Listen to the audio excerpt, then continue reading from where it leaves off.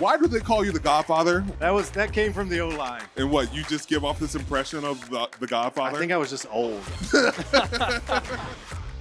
What's up, everybody? Welcome back to Not Just Football with Cam Heyward. We have a great show for you today. We are going to be talking to the great, the Godfather, Heath Miller, and he gives more than 2 words, which is really surprising. We also got a chance to talk to our correspondent with a short time with a long snapper, Christian Kuntz. I know everybody likes that. I don't like it, but it's still going around. But Hayden, how you feeling about feeling good? now? Excited. We got some news to talk about today. Some guys getting paid. I know there's been a lot of topic of conversation about guys getting paid. About the contract, the amount of money was spent. You obviously think it was well spent. Where do you stand on the length of the contract? What? How many 4 years years, is he and he's only looking at? 25. That's man. You know, I think he's got a chance to break the bank again. And you know, they probably tried to get him more years, but you know, some players look at it as have quicker deals, so I can still get another contract in there. Some guys look for longevity, but I think in this case, it's kind of the best of both worlds. What, he's going to be 29 when he's up again, and so. Man, that's bread and butter right there, where you could still hit the market. I think he also again. puts Minnesota in an interesting spot because they have a rookie quarterback coming in. He's basically given JJ McCarthy 4 years to figure out if he's a good player or not. And I think and imagine in 4 years, if they don't have a quarterback, that gives him the freedom to maybe go somewhere else. Because, I mean, look, I think Devontae signed a huge deal at 29 too, so you're right. He's going to be able to get 2 major deals, it looks like, because I don't see the production really falling off, even with bad quarterback play. All right, well, I want to play a game with him. Okay, I'm gonna say Justin Jefferson or blank. Okay, you tell me who you would take over. All right, Justin Jefferson or DK Metcalf. Justin Jefferson. Deebo Samuel. Two different dogs. I value, man, Justin Jefferson. Justin Jefferson or Brandon Ayuk. Justin Jefferson. Justin Jefferson or CeeDee Lamb. Justin Jefferson. Jamar Chase. Justin Jefferson. Stephon Diggs. Justin Jefferson. Tyreek Hill. The thing he's got going for him is I know. Justin Jefferson does this thing alone, man. This dude is Batman by himself. Justin Jefferson. AJ Brown. Justin Jefferson. Devontae Adams.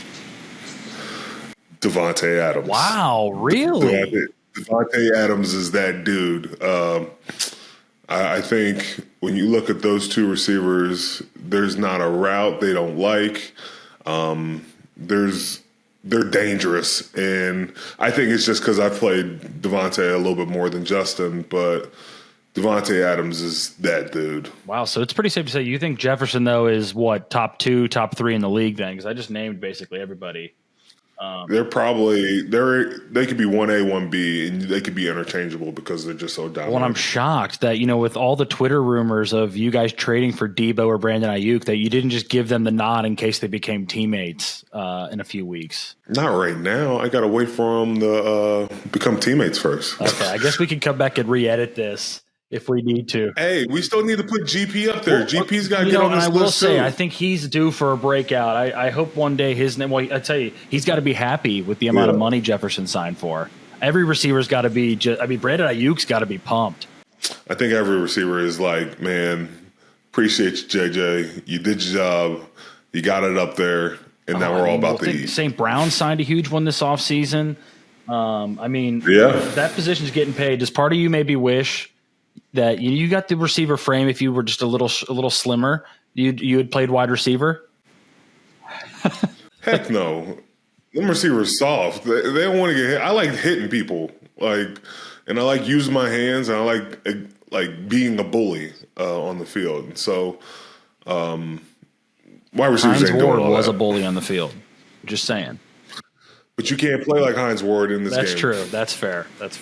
All right, well, let's move on to second down here. I saw a picture today of you and your coach with a big smile on your face back at OTAs. How was that? AI can do some really cool things now. I don't know where they got these photos.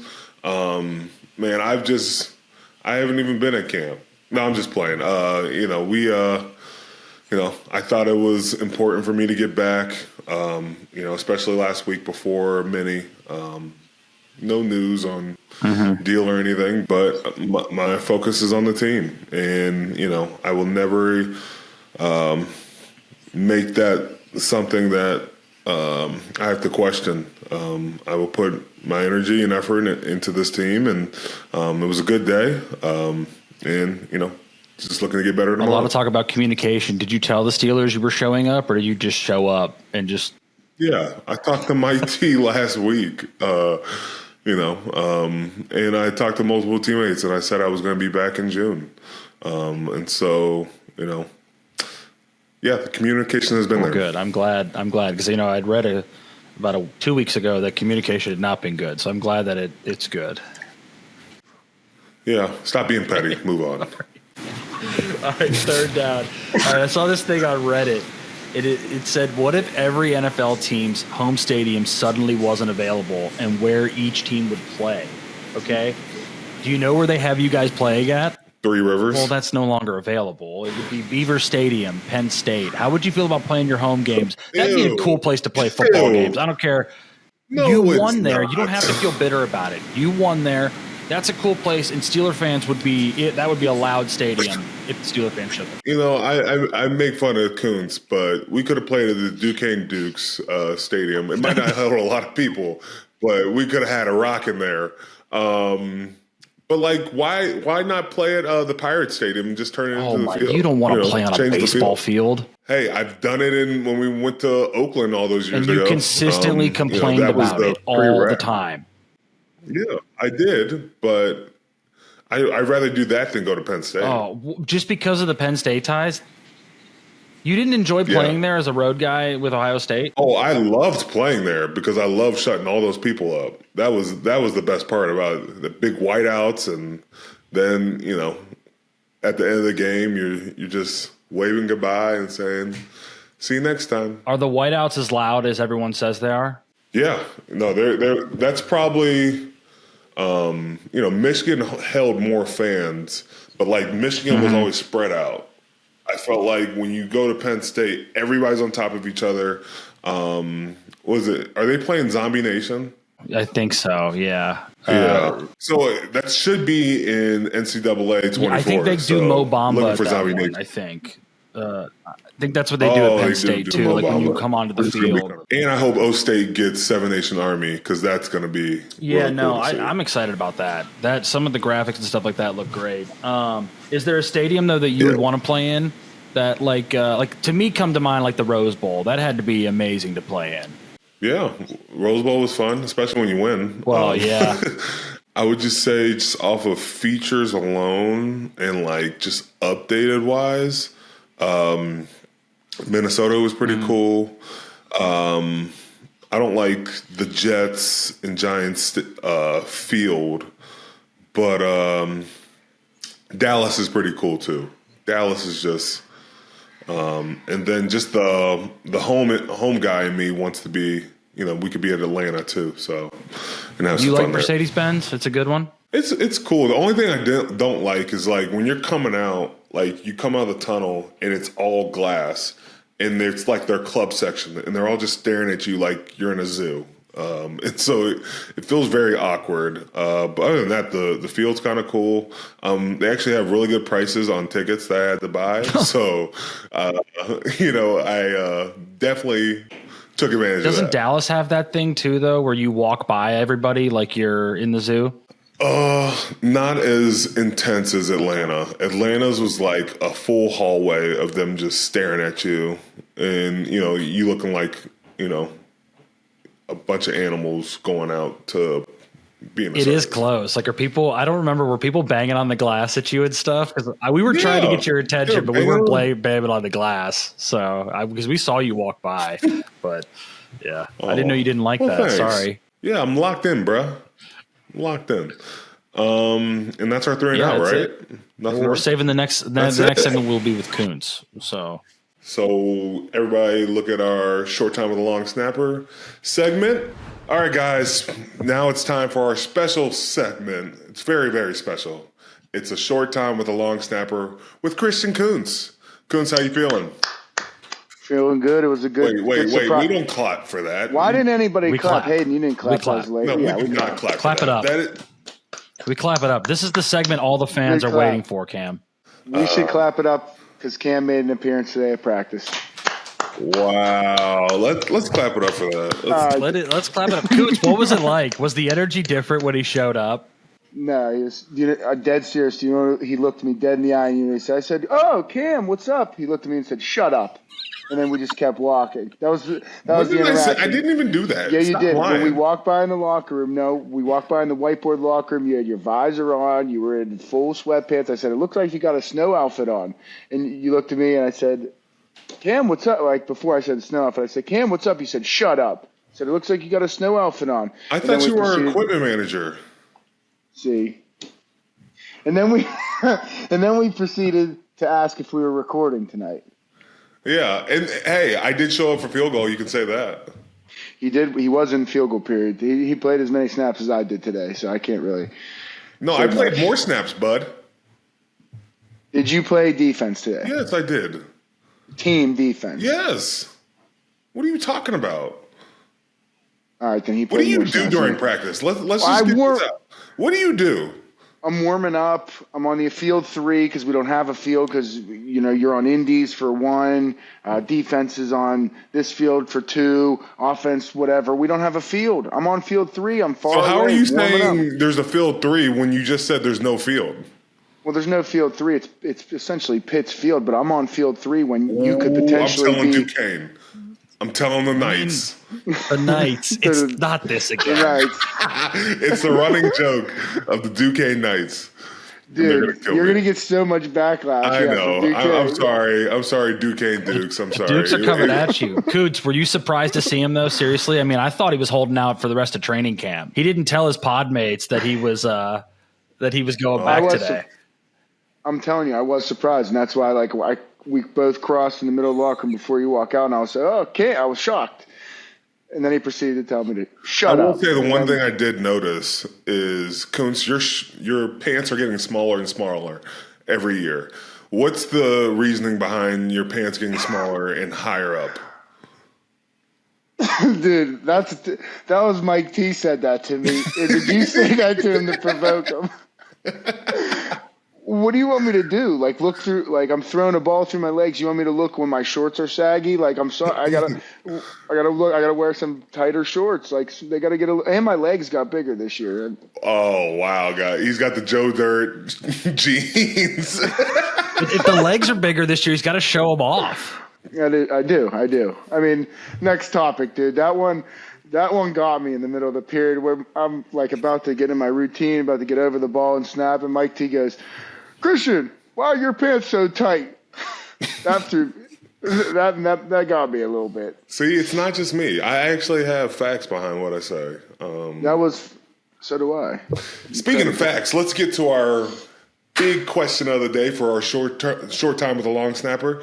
Have you seen that JJ Redick is probably going to be hired as the Lakers head coach?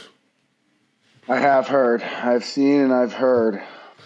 What current NFL player would you think that could be a head coach right now?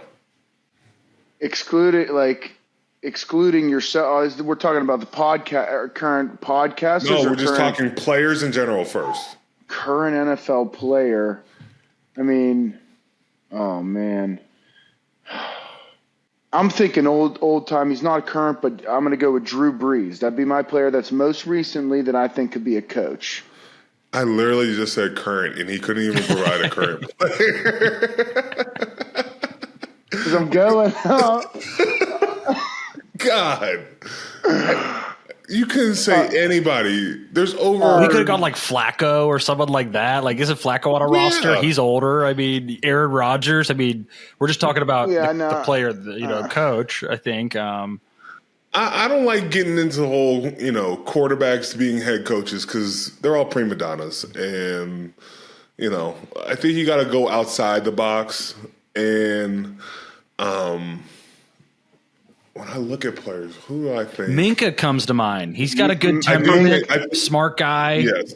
looks like he could handle a locker room. Minka feels like a guy that would be a good answer there. Handle a locker room. I think Minka would be a good head coach. Minka would be a really good head coach. I think it could be really funny if you had, if you had like Jalen Ramsey or. I think Jalen could. That'd be very entertaining. Yes, I think it would. Jalen could be like Dion in the NFL. I think that could be really cool. I could see that. I like Mink. I like if you're going outside the box, Jalen Ramsey. I mean, that would be very entertaining. Tyreek Hill would be very entertaining if he was a head coach. Tyreek Hill would be funny. Or if I just want to just mess things up and I want a coach that's different from everybody, Bud Dupree. I think Bud would be so different from any other head coach. They might not understand him because he's got that country slang. But everybody fights for Bud. And so I think he'd be pretty cool if he was a head coach. Everybody fights with him? That would make him a good coach? Everybody fights for him. For him. Okay. Yes. He's usually the one starting the fights, but everybody fights for him. It's definitely got to be somebody that's like Bud. I feel like that was very well liked in the locker room by every single player, every position. Like, that's got to be a guy like that. Yeah. What current NFL podcaster you think could be a head coach? See, that's where I thought we were going with this. Current NFL podcaster. Well, now we're going back to current because the Kelsey brothers have the podcast. So, I mean, I probably have to go with Travis and Jason as his assistant. I know he's not current, but Trav's the head coach. Jason's the assistant. I mean, that offense is going to be pretty good. Andy Reid for you just don't give years. a damn about defense. Well, I wear a white jersey for a reason at practice. Oh, don't sell me that dream. Okay, you're on punt too, my guy. Yeah, no. You're a defensive player too. Don't fall for the fake out right there. I was just luring you into giving me a compliment. Thank you. I am a defensive guy. Thank you. Well, I would say you're I was going to say, that's what he was when he was at Duquesne. He was the TJ Watt of Duquesne. Hayden. I wouldn't say he's the TJ Watt of Duquesne. I mean, that's what they say. Who says that? Everybody. They say it, okay? Walk around Duquesne and you'll hear the stories, okay? Hayden, tell him the stat. I have more sacks than him in college. I don't like to even repeat it that much. How many sacks do you have in the NFL? We're talking college. We're talking when he was TJ Watt of Duquesne, okay? How many sacks do you have in the NFL? I've won in the preseason. Okay. That's a fact, That is a fact. And not many people can say that. I think a lot of people can actually say that. No, they can't. Not on the planet. Not on the planet. A lot of people can't say that. Not on the planet, but if we're just talking, there's a bunch of people who have sacks, my guy. Yeah, in the locker room, but that's a different planet. Yeah. Quit trying to answer the question. Yeah, well, who do you got, Cam? Man, I do think it'd be fun to see Jason and Travis take over. Comical. I think Taylor Lewan and Will Compton. I think Will provides a lot of knowledge. Just when you hear Will talk, I feel like he's pretty, astute when it comes to just, breaking down tape. I think if I was to rank these guys, I think Jason Travis first, Taylor and Will Compton next. Probably Tyreek Hill next. Then Micah. And then Micah's probably got to be last. Micah be saying some wild stuff, and I don't know if that's going to really fly if you're the head coach. He does. He does. Micah could be the Urban Meyer of these groups. Oh, my gosh. And it could be done very quickly. I don't know. I like the Taylor Lewan and Will Compton one. I think they got both sides of the ball covered. Taylor's an offensive lineman from Michigan, so I think that also fits. So I think they'd know the game well, for sure. I didn't even think about what about Pat McAfee. But he's not a current player, right? So it's got to be current player. Oh, man. What's with you in the current? Do you not understand the terms we're talking about? I didn't know. Is Compton still playing? Is Luan and Compton? I guess they're still technically playing? still not playing. He's got a point there. So They haven't retired yet. They haven't retired. They haven't yet. retired. Okay, but I do see those two as being that's a very good option. Kuntz, you think you'd be a head coach? 100%. I think I'd be a great head coach. I'd know. I'm not saying I'm the smartest, like, offensively, defensively, because we know that's not true. But I think I would be able to find out and find people around me who are very smart, offensive and defensively, and mesh them together to make a good team. So you're just trying to hide your stupidity? No, that's not what I heard. No. That's not what I heard. Delegate. No, it's delegate, being a leader, being able to delegate. I mean, come on, Hayden. Listen, just because you're not head coaching think I'd material, be a Cam, leader doesn't of mean men. Kuntz isn't. Kuntz, are you a leader of men? This is a real question. Yeah, 100%. yes. He is. Were you Yes. the captain at Duquesne? Yes, 2-time. Ooh, 2 times. 2-time. There you go. Should be a 3-time. What happened? Well, I was a sophomore. I don't think they were doing it for I mean, I don't know. I don't think sophomore were getting it. We weren't exactly coming out of the draft early. If you were like sophomore, I wasn't getting it as a sophomore. It's not a rule. I don't have to answer to you, dude. You should have just said I'm a Kuntz, you got any sophomore. record- You were good there. Don't worry. You're fine. Yeah, I know. But then he looked at the camera like I was an idiot. So he made me keep going. Don't let him intimidate Okay. you. Coach, No, I before don't we get let it. you go, is there any restaurants you think, since you're such a big, Pittsburgh guy, what's the best restaurant you think is in Pittsburgh? Dianoia's if we're going Italian food, Alla Familia, Arlington Avenue, or Dianoia's down here in the Strip are two of my top favorites. Can we get a deal with them? You got any, pull over there?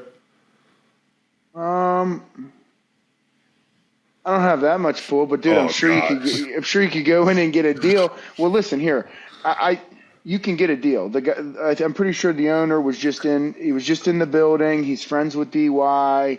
I mean, you could get a deal if you wanted a deal. He went from saying, Do you need me to go in and negotiate? you couldn't get a deal to you could get a deal. Yeah. How do you want me to say it? Yeah, you could go in and get a deal easily. Oh, okay. One other question, then we'll let you go. What's been the first purchase since you've got your new deal? Or what's going to be?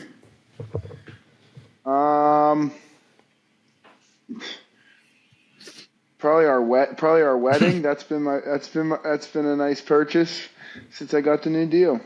Wow. That'll be the only purchase. Oh, there you go. Mm-hmm. Smart guy. No Keep new the money in the car. pocket. Yeah. No Unless new you car. if you feel generous, you could give me that car that you've been riding around with. I know that you're getting sick of that. Who said I was getting sick of it? I'm good with my car, and please do not tell them what I drive because I know you were. He was about to say it. He wanted to say it. He wanted to at least name it. Is what he wanted to do. I could see it. You were about to go. I was, and I'll say it next time. I swear to God, if you don't give me the car. Now I'm You want to play that game? He is editing No, power. no. He could just edit it out. That's the I'll problem. tell the Mike T story. That's inappropriate. Yeah, I don't know. Is it time? I don't know if that's appropriate, honestly. Is it time? Now everyone's gonna be asking about what's the I Mike T know. story. So that Yeah. Okay. Well, we'll say that another time. But I want to say thank you to Christian Kuntz for coming on for a short time with a long snapper. We'll see you next time. You're coming to the golf, right? golf cookout, yes. We'll have some videos from the cookout. We'll have some videos from golf. Perfect. We'll see how Christian Kuntz makes it out of the weekend. So it's a big weekend for him, guys. Big weekend. That's perfect. All right, Kuntz. We'll check in with you later, buddy. Later, Kurtz. All right, see ya. Thanks. And now we have our main show with the great Heath Miller. The interview was awesome. Like I said, he talked more than anyone's going to ever think he did. Had a lot of fun hearing about what life after football has been like, what life was when he was playing.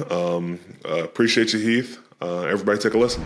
All right, guys, welcome to a special episode of Not Just Football with Cam Heyward. As you know, I'm your host, Cam Heyward. Brought my guy Hayden Walsh here, and we have the Godfather, the guy everybody screams on Sundays, even though he's not playing anymore. I noticed that. They do scream it still. They scream it a lot. I don't understand it. Heath Miller, how you doing, buddy? I'm doing great. How are you guys? Happy to be here. Happy to have you. What do you think about the event so far? It's been great. I'm impressed with the PNC club that we're in here, or your podcast set. Yeah. Is this your home office? I wouldn't call it my home office, but they might call it now since you're here. I got some pull now with you. We'll go with that for now. All right, let's jump right in. So when you look at the tight ends in the NFL today, how do you think that compares to you? Do you think you would have dominated in this type of game now? Would I've dominated? Yeah. No. Or is no. it, how different is it? No. I think you would have dominated. No. It's a little bit different because college, the play style from college ultimately always trickles to the NFL, but there's still a lot of value for guys who do both, which is what I tried to do throughout my career. And, I think the George Kittles, the guy up in Detroit, Laporta, who was a rookie last year. There's still a handful of guys who do both and do both really well. I'm sure I'm missing guys, but I think they're just super valuable to a team. Well, with George Kittle, would you say he's mostly the guy you would compare yourself to when you look at the game now? I would aspire, maybe I would aspire to be that. No, he's great. He does both really good. And obviously, the tight ends we have here in Pittsburgh, too, I think the whole room does both really well. And I think, that makes me proud to say that I was a part of that group at one point. Well, you bring up the tight ends now. How do you feel about Connor Heyward wearing your jersey? I think it's great. No, it's not. Yeah. Don't lie. No, come on. That is not cool. Listen, if the next person to wear my jersey is your little brother, I think that's awesome. No, not the next person, but the next tight end to wear 83. Yeah. I think it's pretty cool. So could I wear 83? I remember Connor in the locker room. Do Makes you? me feel old, but I remember. Would you allow me to wear your 83 jersey? Of course. Of course. Of course, Okay. yeah. Well, I appreciate that. Yeah. If you could talk about Pat Freiermuth, I know everybody likes to say he's the Heath 2.0. He's the guy that everybody alludes to be like you. Just break down his game and what you think about him. Well, I think it's hard to compare. Like, there's no apples-to-apples players in the league, as you know. But I think the great thing that Pat does is, just like I alluded to earlier, he's very good in the running game.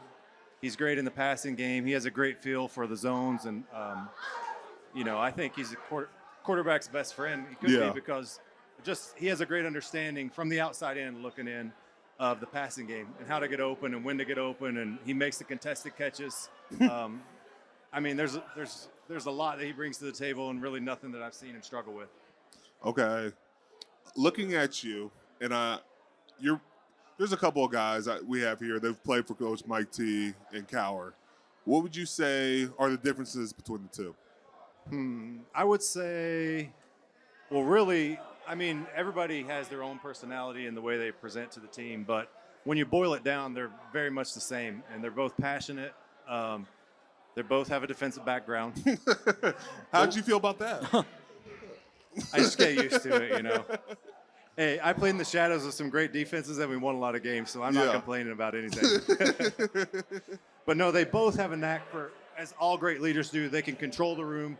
Yeah. They can motivate the guys. They can rally the troops. And, I think those are, as a head coach, you need to be able to do that in this league. And for me, I played for Coach Tomlin the longest. Mm-hmm. The message never got stale. Yeah. And, he can always find ways to reinvent, say the same thing, get the same message across, but it doesn't get old. And I think that's a great characteristic of a leader. So this got me thinking, you talk about message being received and never getting stale. When you talk about never getting stale, I always think about you because you never got stale. You always did your job. And I thought about during practice when you and Spaeth would race me to the ball because I would try to run after it, and they would create a line around me so I couldn't get to the ball. I hated that at the time, but it kept me on edge, and I appreciate you for it.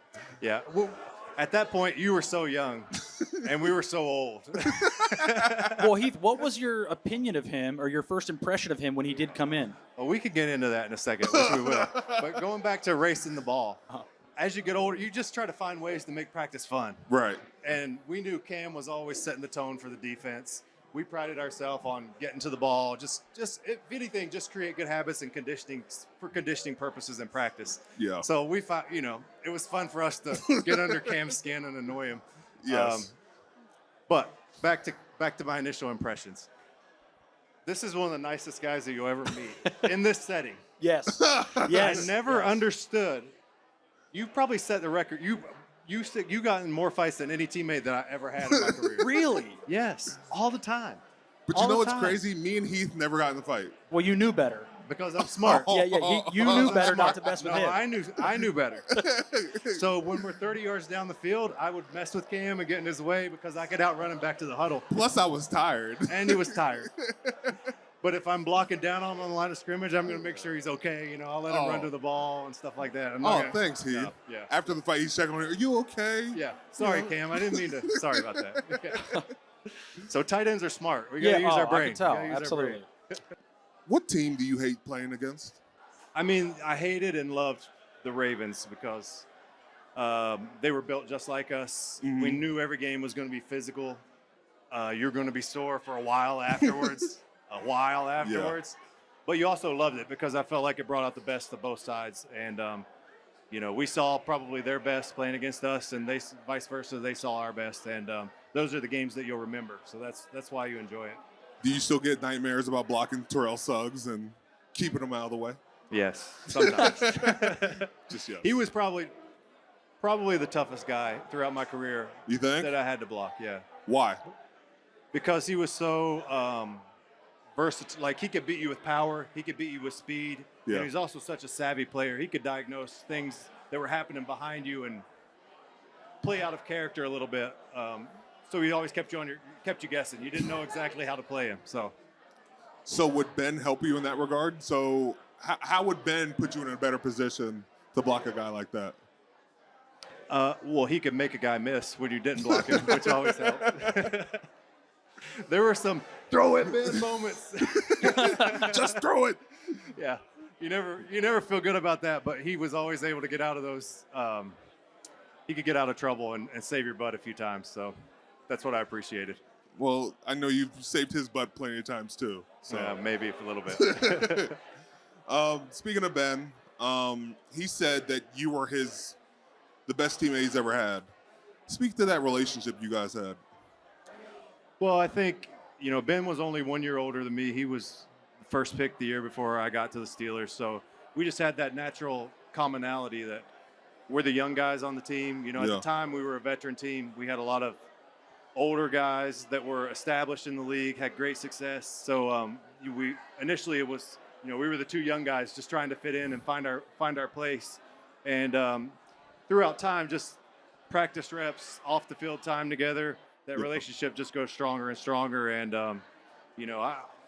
I'm so fortunate to have one quarterback my whole career, and he's not only just a quarterback, he's the quarterback of the franchise, first ballot Hall of Yes. Famer, one of the best to ever play the game. So, how lucky am I to spend my 11 years with that guy? So. Well, he told me he's not inviting you to the Hall of Fame party. How you feel about that? That's all right. He's got a new favorite teammate, I'm sure. No, he did play twice as long as me, so he forgot about me. I'll say this. Even when you retired, he was like, you got to run it like Heath. Pat, you got to break watch Heath play. So he always loved you and always thought of you and respected the word out of you. Yeah, and we did. Ben had a natural instinct for playing the game, and so did I feel like. So a lot of the plays we made were off instincts, and we were always on the same page. Very rarely would we be, I went one way and he expected me to go the other. So you're saying BA didn't draw it up for you to just get open somehow? Just get open, make it work. If we didn't do it right, then we heard it. We got an earful for sure. I want to ask you. You were a rookie at one time, first-round draft pick. Talk about the pressure as we bring in a new, first-round draft pick, Troy Fautano. How does he prepare and how should he get ready being part of the Pittsburgh Steelers? Well, I think if you look at it from the outside in, it could be a little bit intimidating or overwhelming. He's going to come in and line up across from you, who he's watched probably his whole life, probably since he was in diapers. Hey, chill out. No, but the big thing is you come in and your teammates aren't the same age as you anymore. You got teammates. Some of them are the same age. Some of them are married with kids, and it's really real. You're like, I better get my stuff together. Yeah. Like I said, I was a young guy on the offense, and I didn't want to let those guys down. I wanted to know my stuff. I wanted to know the calls. I remember Marvell Smith was a tackle at the time, and I came up on the line of scrimmage early on, maybe OTAs or training camp, and I'm like trying to echo the call. I'm like, okay, we got a tray block here. We're triple, and Marvell's just like, he's not giving me anything. Like, they have played together for so long, they're not making any calls. So that's when I realized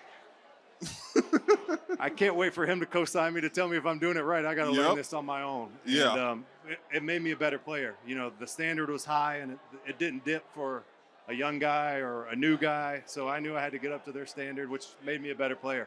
And I respect that. I would say along those lines, I remember when I was a rookie, nobody really told me the plays. I just had to learn them by myself. But they all fought for me. And, Casey's out there. I remember it was like the first day I practiced. And I think Willie was picking on me. And so I didn't really do anything back. Willie hit me from behind late, as Willie does. Yep. And so I came to the sideline, and Coach Mitch comes up to me. He's like, you can defend yourself. And I was like, oh, say less. I'll take care of this from here on out. And then a big brawl broke out. But then Casey and Kiesel and A. Smith all came over, and I was like, okay, now I feel like I'm part of the team, man. Yep. That's 100% how it was. And that's the beautiful thing about the culture that was established. Yeah. The Steelers culture. Same thing. At first I'm like, I don't know how these guys think about me. But the minute the game started, they're the first ones lifting me off the pile, screaming in my face, fired up if I make a catch or something happens. So, you earn your stripes early on, and then, once we go to battle together, we're all in it together, which is a beautiful thing. I feel that. So Mitch is to blame for you for all the fights. So that's why he fights all the time. Now it makes sense. Now we know. Very true. Very true. Heath, what was your welcome to the league moment? That's a good question. I don't know if one thing sticks out in particular, but it's just when we started practicing in preseason, you realize in college you're going to face some good guys, I would say. But in the league, everybody's good. Mm-hmm. Whether it's the first guy, the second guy, the third guy, every guy's good. And you got to be at your best every rep that you take, or you'll be exposed. So I'd say that's probably the general theme of welcome to the NFL for me. One other tight end I forgot to mention, Darnell Washington. A mammoth of a man. Looks like he's 50 years old. You. So he looks like you. He's older than me. You look like you're 50 years old, too. Speaking of old, Chris Hokie out there. That's our guy. But Darnell Washington, going into his second year, what's the big jump for him? And where did you see the big jump for you in your second year? Well, I think the first year is just a grind. It's a marathon. You come out of the combine, the pro days, the draft, the mini camp. It's never any time off. So I think once you get a second to kind of decompress and kind of evaluate, this is what I need to do better coming into the next year. Obviously, you guys will have to do offense to learn this season, but everything will be a little bit slower for him. And, a lot of guys, you see the big leap in the second year, and he has all the ability in the world. I think he played great last year from my perspective, from what I saw. So, like I said earlier, the tight end room here could be really a strength of this team, and I'd really be surprised if it wasn't this season. I like that. Top 3 tight ends all time. Go. Oh, geez. Come on. You got them. Well, probably Gronk, in no specific order. Oh, okay. You said it first. Gronk, Tony Gonzalez. See, I'm probably leaving out an older guy. So I'm thinking of guys that are fresh in my mind. But Antonio Gates was really good when I played. I watched him a lot. Obviously, we were different types of players. Jason Witten was the guy that I watched a lot because I felt like our games were similar. But yeah, there were so many good tight ends. And even now, it's more and more. It's such a valuable position. So there's always going to be great players. That's a tough question. You're pinning me down right now, Cam. Well, I just figured I'd ask, Okay, last question. I know the NFL is getting soft. You've told me that plenty of times. You told me NFL is the softest sport ever. The hip drop rule, how do you feel about that? I actually side with the defense on the new rule. Wow. There we go. I do. Wow. It's hard. I mean, with every new rule, it becomes harder and harder to play defense, I feel like. And, that could even be from the target area. I never like guys being able to just, your target area is now, waist down. You go for the knees. As a receiver, that's probably the least part you want to be hit. That's the last part you want to be hit when you don't see it coming. So I do. I feel bad for you guys in that regard. You can feel bad for us, but it doesn't matter. Yeah. No, the league doesn't feel bad. Yeah, the league doesn't care about us. You have to lay the quarterbacks down nicely and all that stuff. So, yeah.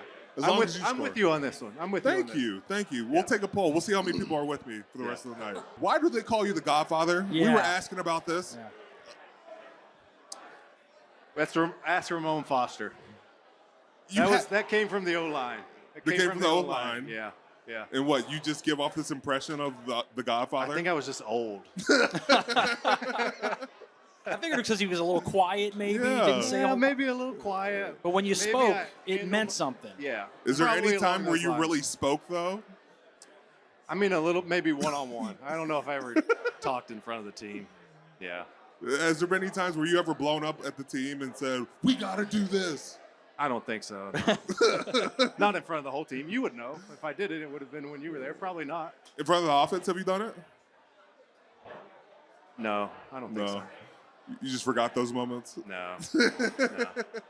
No, if there was an issue, I would always try to be the guy who just pulled a guy to the side and talked to him. But it wasn't my style. You would have started laughing. If I did that, you would have probably started snickering underneath your breath, or you would have started laughing at me. No, I wouldn't have laughed, but I would have respected it. Yeah. Because it's Heath. If he speaks, you listen. So. Yeah. There you go. Well, Heath just spoke, and that is another episode of Not Just Football. I want to say thank you to Heath for coming on. It's always a pleasure. I know it's loud out here, but appreciate you braving everything and, I want to see you out there kicking some tail. You ready? Yeah. We'll see what happens. I'm just going to try not to get hurt. Try not to wake up sore tomorrow. But, thank you guys for having me. Thanks for coming on, Heath. Really appreciate you, buddy. All right, guys, thanks for listening to the pod. Make sure you like and subscribe on YouTube. We'll catch you next week.